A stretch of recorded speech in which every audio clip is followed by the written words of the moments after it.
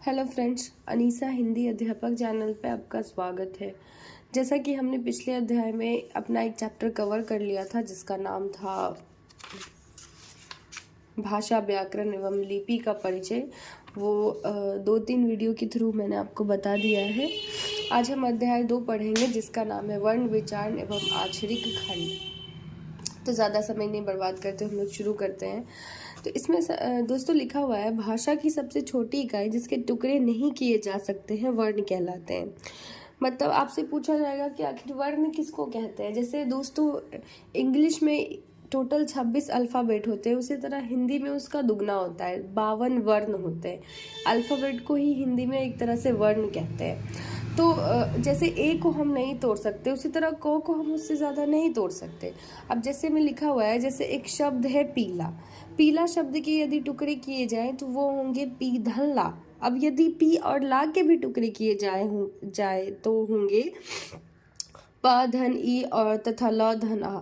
अब यदि प ई ला अ के भी हम टुकड़े करना चाहें तो यह संभव नहीं है, तो यह ध्वनिया वर्ण कहलाती है। मतलब सिंपल सा आंसर है कि भाषा की जो सबसे छोटी इकाई होती है जिसके हम टुकड़े नहीं कर सकते वही वर्ण होते हैं, क्योंकि यही टुकड़े आपस में मिलकर फिर भाषा बनती है।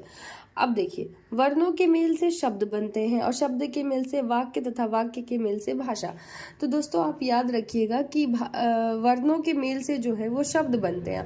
भाषा की सबसे छोटी इकाई वर्ण होते हैं, वर्णों के मेल से शब्द बनते हैं, शब्दों के मेल से वाक्य बनते हैं, वाक्यों के मेल से भाषा बनती है। अतः वर्ण ही भाषा का मूल आधार है।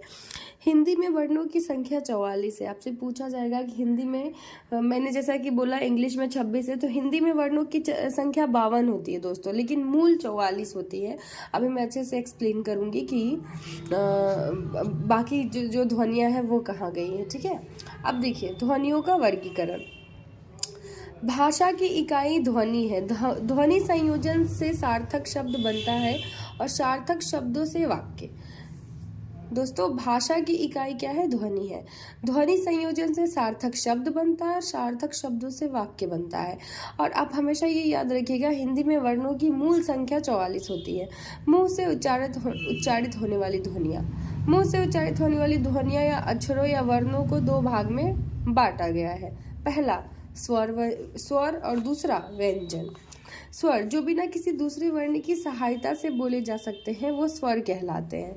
स्वर 11 हैं। ओ, आ, छोटी ई, बड़ी ई, छोटी ऊ, बड़ी ऊ, री, ए, ओ, औ।